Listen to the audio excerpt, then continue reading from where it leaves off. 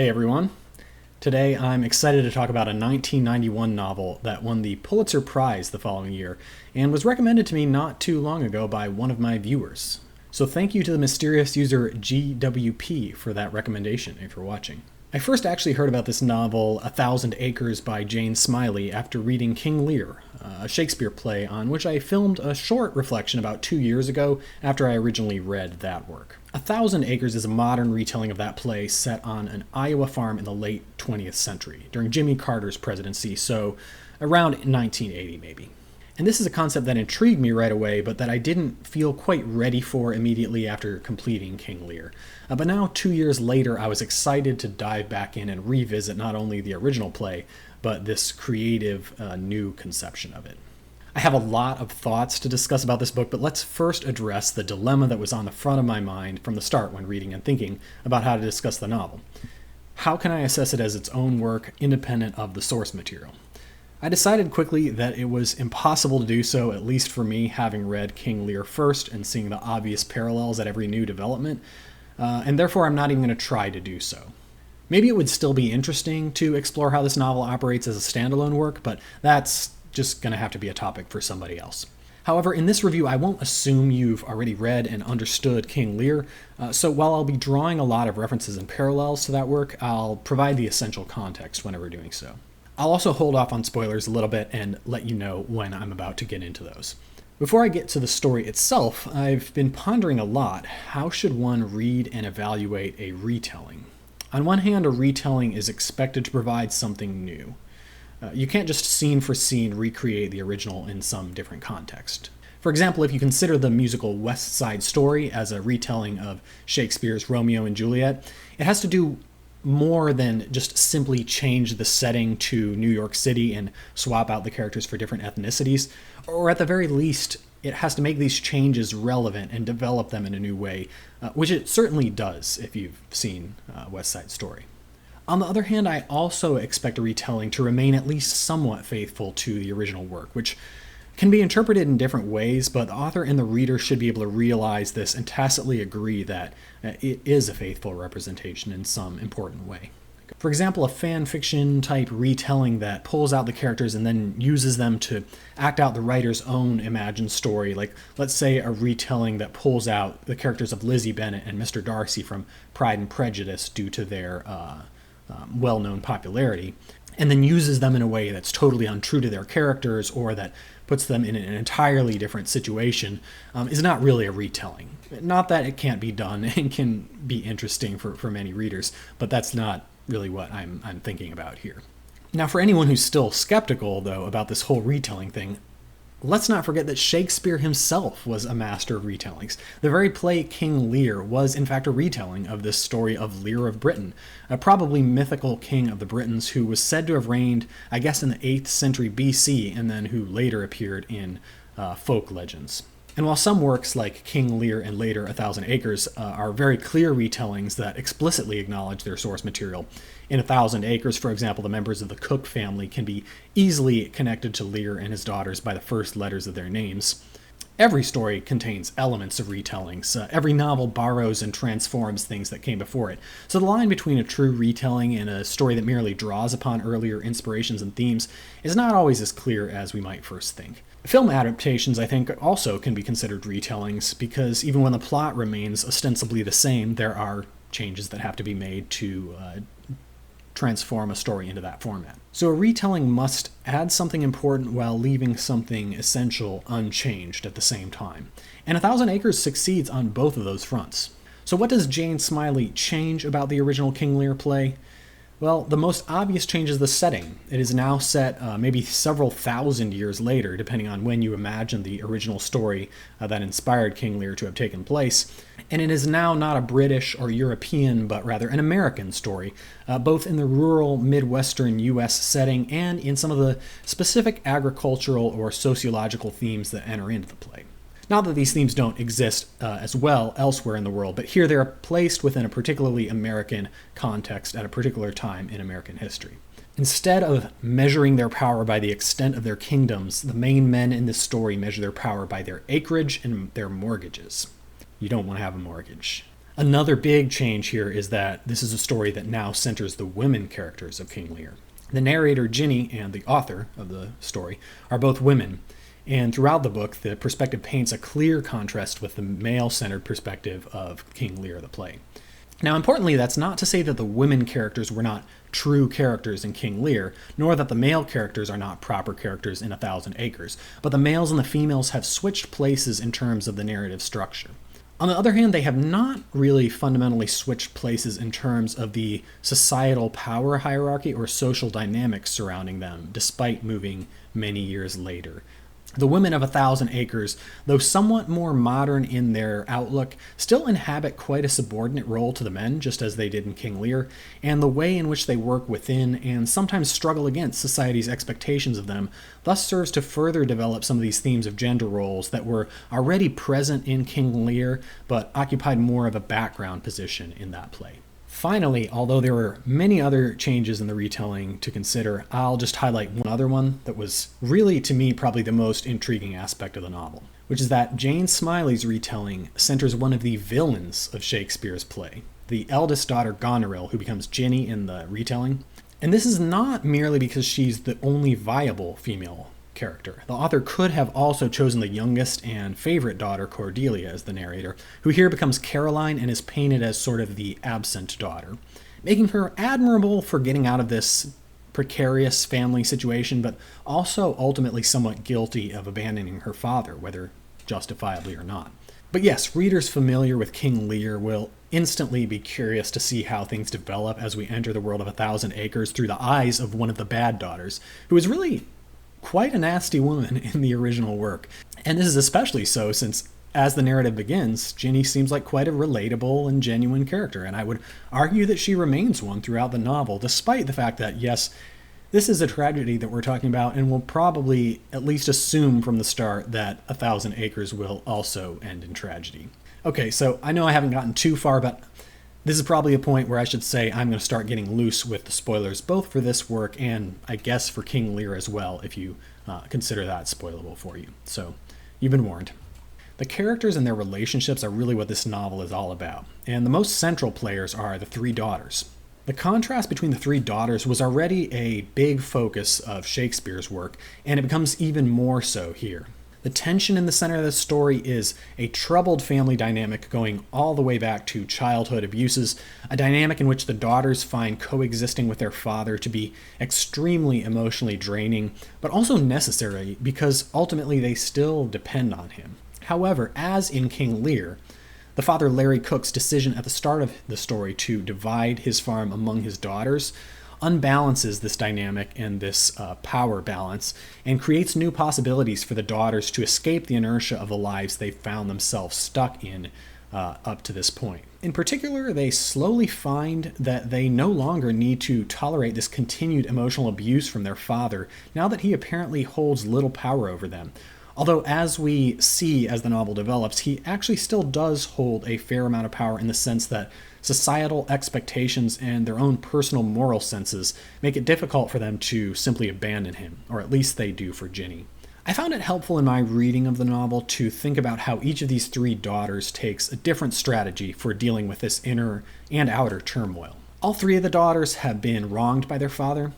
Caroline maybe less so than the others, but she was still forced to live in this stifling environment created by her father's abuses, and we can see through some anecdotes of the story about the daughters' childhoods that she too was affected in her own way. I'll start with Rose, the middle daughter. Rose seeks vengeance for the wrongs her father has committed against her. She refuses to forget past offenses and often even sees them as something that makes her stronger, as a fuel to the fire or a core part of her identity. Even though readers will probably also see some of the grudges, or stronger than grudges, but hatred she holds, as holding her back in certain ways. Her impulse to action comes from a motivation to make her father see the wrong of his actions and pay for it through some equal amount of suffering, a goal that becomes increasingly unattainable as Larry appears to begin degenerating mentally, making it less and less likely that he'll even remember what it is that he's done when the time for atonement comes. And I guess before getting into the discussion just because it will be relevant background for any of you who have not read the book but still want to hear the spoilers. We learn increasingly throughout the book how Larry was an abusive father to his daughters, not only emotionally abusive and verbally abusive, but physically abusive, often beating them, and as we learn later, sexually abusive of his daughters as they were teenagers. So it's pretty easy to see how turbulent of a childhood these children had and why they hate their father. Well, hate their father is maybe a little bit of an overgeneralization because I think they respond to this abuse in different ways. But Rose, the middle daughter, certainly hates her father for this. I'll talk a little bit more about this later, but I think it's important context. Now, Ginny, the narrator, takes a different approach, one of reconciliation. Actually, not even really an active seeking of reconciliation, which would involve naming and expressing her grievances in the first place. She instead has a habit of denial and forgetting. Not only has she suppressed many of her memories of childhood abuse by her father, we also see that her relationship with her husband Ty is one driven by conflict avoidance, resulting in a dynamic that appears peaceful on the surface, but in which simmering resentments that she doesn't wish to acknowledge are always lurking right beneath the surface. We even learn at one point that her very choice of Ty as a partner was motivated partly by the fact that she wasn't immediately very attracted to him, so she wasn't that worried about the possibility of rejection as she normally would be. And in a similar vein, when she learns that her father abused Rose and allegedly herself as children, although she's repressed those memories, she begins imagining idealistic scenarios in which they all get together and bring their father to a psychiatrist, or at least to the local minister, to work through what happened all together.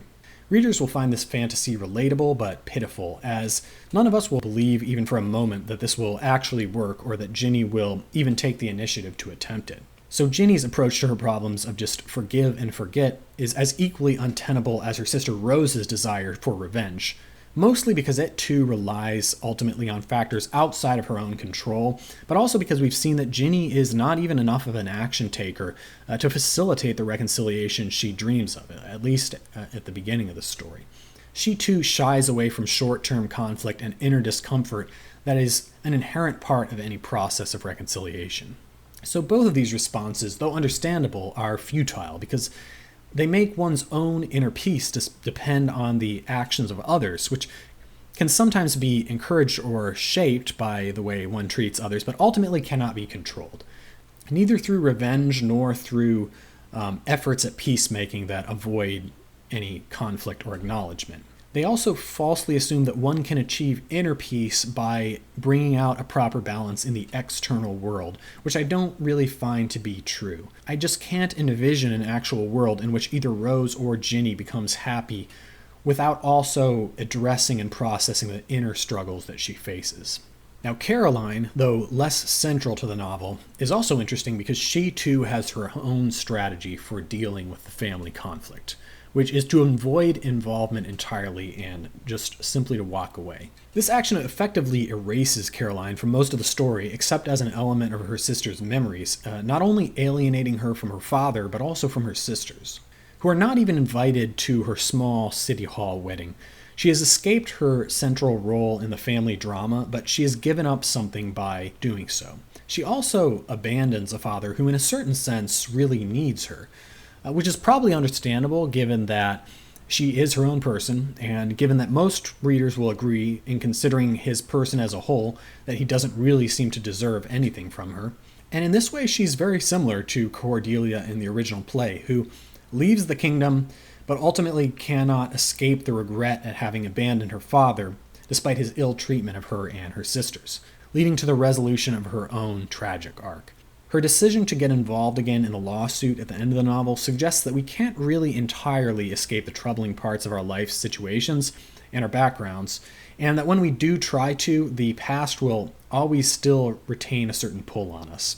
And at the point where Caroline does become involved again in her father's and sister's lives, we observe that she's become so out of touch with the realities of what's actually going on that her participation simply stirs up a situation that she doesn't properly understand.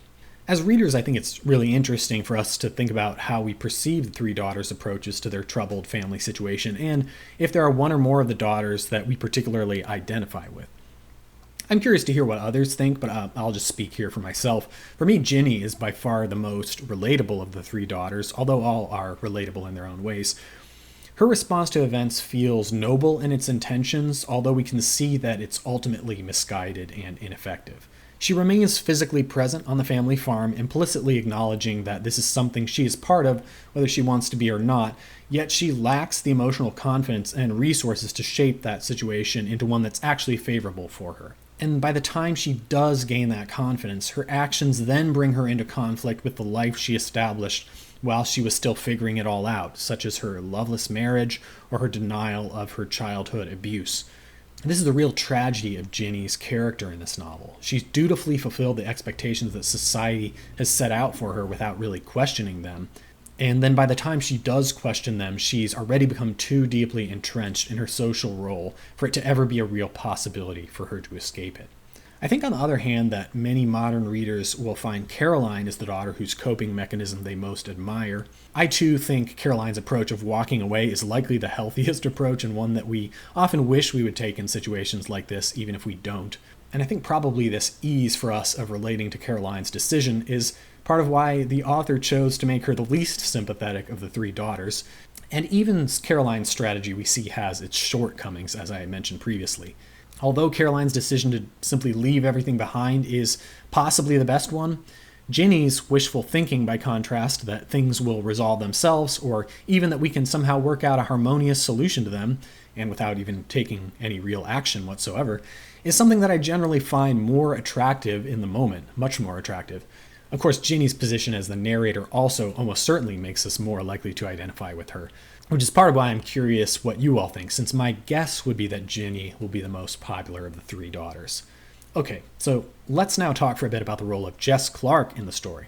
Jess is one of just a few characters who plays quite a central and complex role, both in the original play, as did Edmund, and here in 1,000 Acres.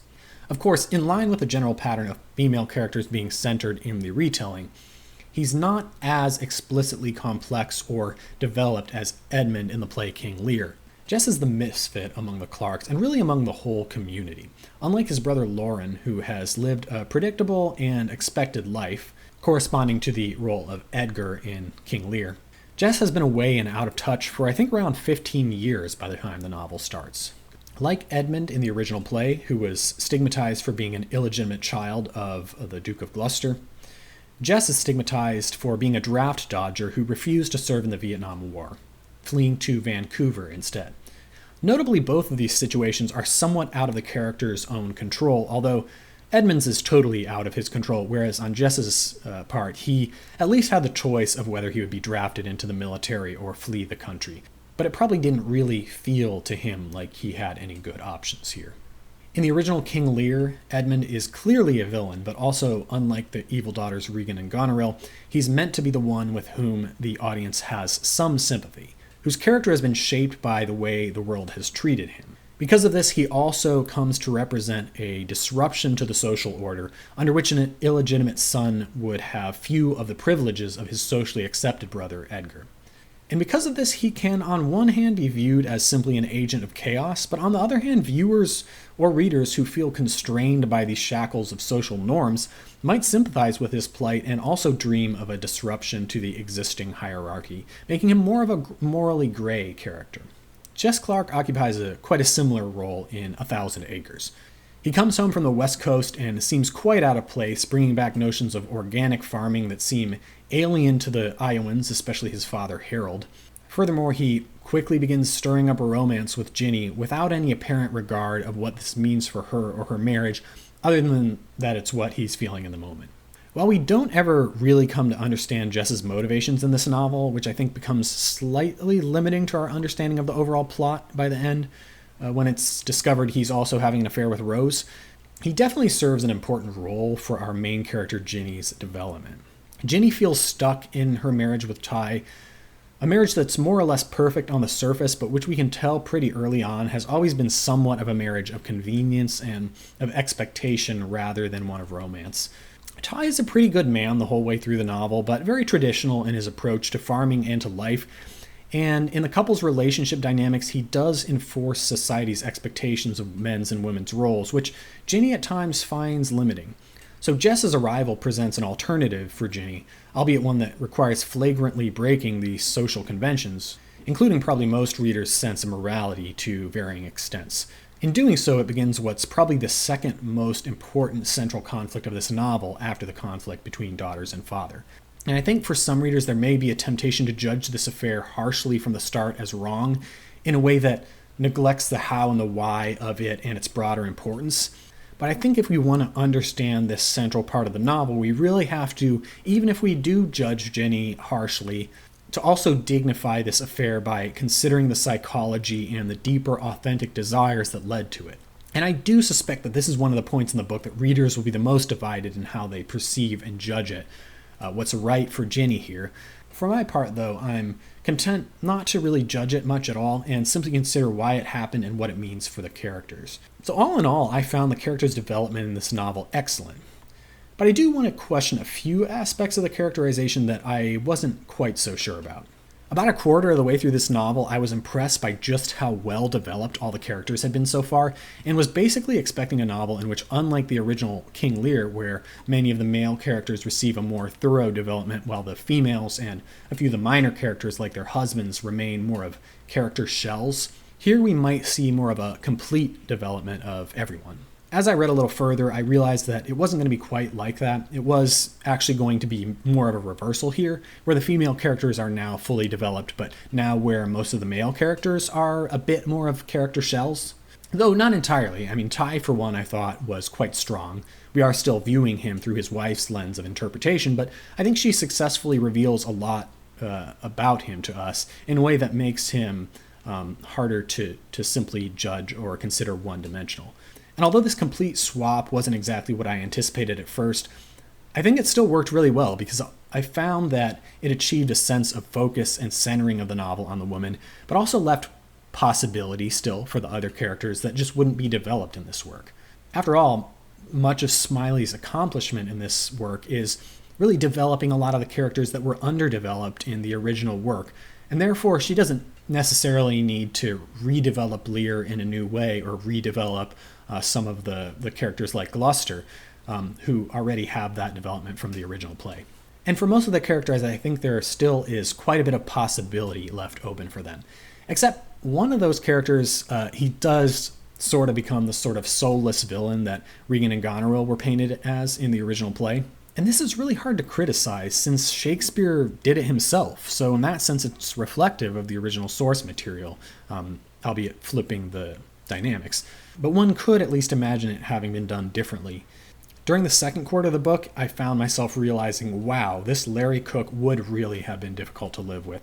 He's temperamental, self-centered, he beats his children. They still seem to have, at least Ginny seems to still have some admiration for him, so there must be some goodness to him or something that isn't coming through here. But I can totally believe his daughters feeling the way they do towards him. And I'm on their side when they are critical of him, yet he still remains a complex character. And I could see him as a direct parallel to Lear in the play. So Jane Smiley is exploring this question of what must it have been like to have a guy like Lear as a father. However, when it was revealed that Larry not only was a lousy father in all these other ways, which were pretty lousy in themselves, but that he also sexually abused his daughters as children, I feel he lost some complexity there, never to regain it throughout the remainder of the novel. It's tough for me to say because, I mean, yes, this kind of thing does happen in the real world, and yes, it does have deep, lasting effects on the children, and yes, it would certainly explain the animosity between these daughters and their father. And even considering Larry as a character, yes, we probably find him revolting by the end, but many things probably happen in his life also to make him that way, because people aren't simply born child abusers. And this is something that Ginny herself reflects on at the very end of the book. So I don't know, this question remains in my head of, did Jane Smiley go too far with Larry? And I can't say I've been able to make up my mind one way or the other. Which maybe in itself means the answer is no, since I'm undecided. I think it sort of comes down to this, though. The effect of this revelation is to make Larry go from a mildly sympathetic character, but one who we're mostly critical of, to a barely sympathetic at all character who we're very critical of. To basically make us side entirely with the daughters. And obviously he's not the center of the story, so maybe that's fair. But if we do see it as truly a failing of Shakespeare's original work to paint Regan and Goneril too one-dimensionally or to not explicitly characterize their motivations enough, then Smiley fails in the same way here, whether intentionally or not. But I guess I'll leave that question unanswered as for my part. A few other things. In general, I thought Smiley did an excellent job of molding the story to the shape of King Lear, preserving its themes and even a few of its details without forcing them too much. Just a few things that didn't work so well for me, though. For one, there was a poisoning plot by Ginny at the end. I think it was very well executed how Ginny, throughout the third quarter or so of the novel, clearly becomes more and more unhinged, like in the voice that the narrator is using, as things start falling apart around her and she seemingly loses the approval of both her husband and her lover, Jess. She does lose their approval. Yet I still didn't buy it when she suddenly took it upon herself to poison her sister Rose. For anyone who hasn't read 1,000 Acres, Ginny, like Goneril, decides to poison her sister when she learns that Jess is now having an affair with her sister Rose. But unlike in the play, the plot never comes to fruition since Rose never happens to actually eat the poisoned sausage that were given to her by Ginny. I feel like the author needed to commit here. Either Ginny and Rose are to become irreconcilably separated and Rose is to be killed, in which case this needed to start building earlier and I think needed to stay that way. Or we kind of just needed to drop the whole poisoning plot, which I think is probably how it should have gone here, given that the author clearly is looking to attempt a redemption for Ginny at the end and a reconciliation between her and Rose.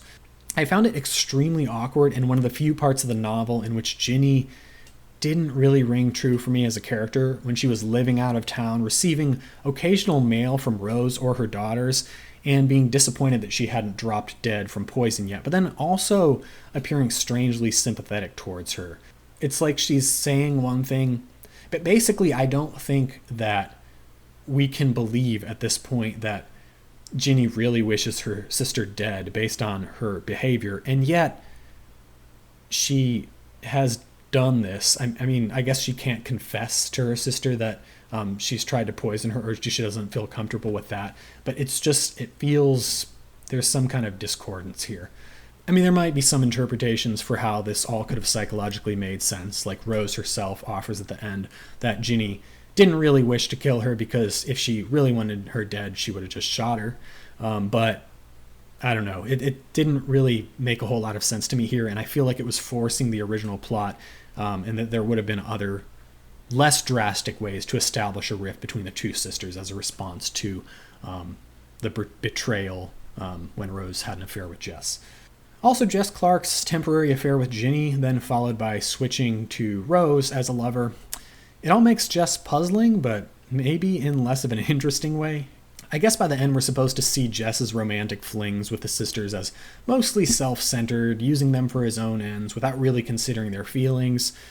Alternatively, Jess, as a man who flouts social convention, just really doesn't see this situation as that big of a deal, certainly not as the betrayal that Ginny sees it as.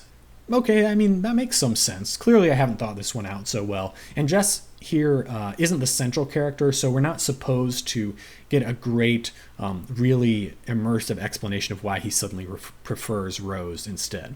It just kind of happens. So maybe this worked fine for me and I just haven't made sense of it. It does feel abrupt, though, even though I saw it coming given the plot of King Lear. And then one other more minor detail, but probably the most forced of all. In King Lear, Regan's husband, the Duke of Cornwall, like Pete in the novel, is a brutish and violent man. I think Pete in the novel comes out a bit more favorably, but he's still never a particularly likable guy. In King Lear, in response to the accusations of treason against the Duke of Gloucester, Harold Clark in the book, the Duke of Cornwall punishes him by gouging his eyes out and blinding him. Harold is similarly blinded in the book by an accident involving chemicals getting sprayed into his eyes, which then only by mere coincidence of timing is associated by some characters as punishment for his bitter denouncement of his son Jess and of the girls for their treatment of their father. Later it's revealed that Pete facilitated this accident by emptying the water tank, which would have allowed Harold to quickly rinse the chemicals from his eyes had it been full. unless I missed some detail here, this is completely ridiculous. Pete predicted that this freak accident would occur and took steps to ensure that if it did occur, Harold would be blinded as a result. It makes absolutely no sense. Also, as another note, I think Pete's demise in this novel feels rather rushed and abrupt, although more forgivable. But these are minor things overall. I guess I'll mention one other thing that was changed in the novel, but I think works pretty well overall: the ending. The ending is tragic, but ends on a different note than King Lear. Well, actually, not entirely a different note, because King Lear too is tragic to the very end with most of the characters perishing, but then one character sort of in his final line of the play voices, "This is all behind us, now let's start something new." I'm paraphrasing, and probably not capturing the fullness of that sentiment, but there is a tone of hope at the end of the play. But the way that it all plays out for the individual characters is different in this novel than in King Lear. Importantly, quite a few of the main characters remain alive by the end of the novel, though most of them are out of the picture at this point, moved on to new places. I was really hoping as I approached the end of the novel that Jane Smiley would not try to force some murderous fiasco, which I think would have killed off all of the central characters except Ty and Lauren Clark, which he's barely even a character in the book. There was this short epilogue at the end that I found to be unnecessary and a little over-explainy, trying to tell us what happened then with all the characters when I feel like it was fine how it ended. But that's not really a big deal, so it is what it is. And there's so much more I could say on 1,000 Acres and on King Lear, but I'm going to leave it at that. But before I finally conclude, how has reading this book changed my understanding of King Lear, the play? Well, of course, I realize this is a different work of literature, and not everything in it should be taken as a fully true or definitive representation of the original work.